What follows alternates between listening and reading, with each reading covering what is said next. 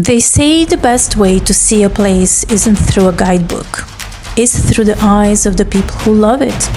For 48 hours, I traded my itinerary for a friend's intuition. I decided to stop being the architect of the trip and simply become a guest in someone else's world. No maps and no reservations, just the quiet luxury of letting go. We found ourselves in the town that feels like a scene from a classic film, laid out in the 19th century in the shape of a Union Jack. Martinborough has this flat, elegant landscape where the only rhythm that matters is the rotation of a bicycle wheel. It's a place often compared to the Burgundy region where I live now. The same climate, the same soul in the soil, yet it feels entirely its own. And they only produce 3% of New Zealand's grapes here. Every drop of the Pinot Noir feels like a protest against mass production. It's a world of small batch spirits and handcrafted moments. Even in the cooler month, there is a warmth here that comes from the people, and you don't pass a neighbor. You stop, you talk, and you listen. Imagine drifting from winery to winery on a bicycle, and your basket slowly filling with the fresh bread, olive oils, and handmade treasures.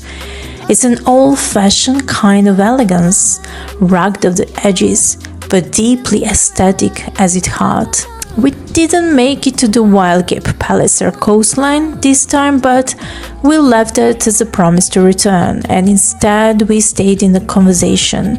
Because even if you aren't a wine connoisseur, traveling teaches you that every climate and every person has a different way of preparing for the harvest. You just have to let them teach you. If you work in a high-pressure world, and if you are a brand manager, for example, or a creative lead, you know that always-on feeling, the constant debt we owe to our deadlines. But the best way to unleash your true creativity is to find a balance in your private life. You have to leave the borders and the rules of marketing behind.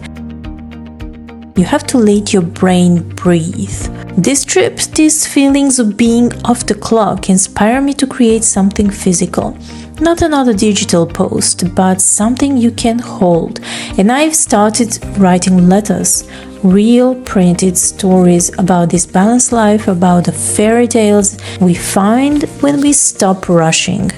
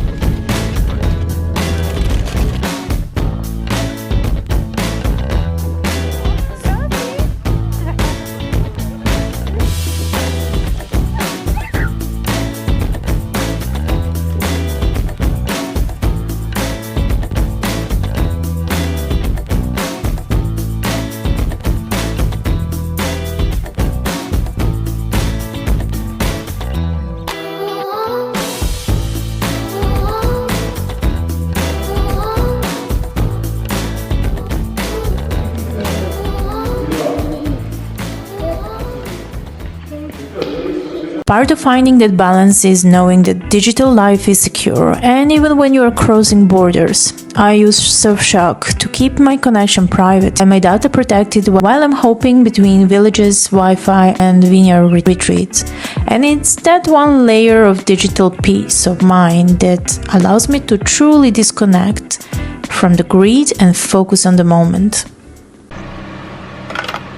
And I'm moving from the screen to the page because I wanted to share these thoughts with you directly, away from the noise. And if you're chasing that same balance, and if you want to step into this story with me and receive these letters, leave me a comment below with the word letter. And I want to know who is ready to turn the page with me.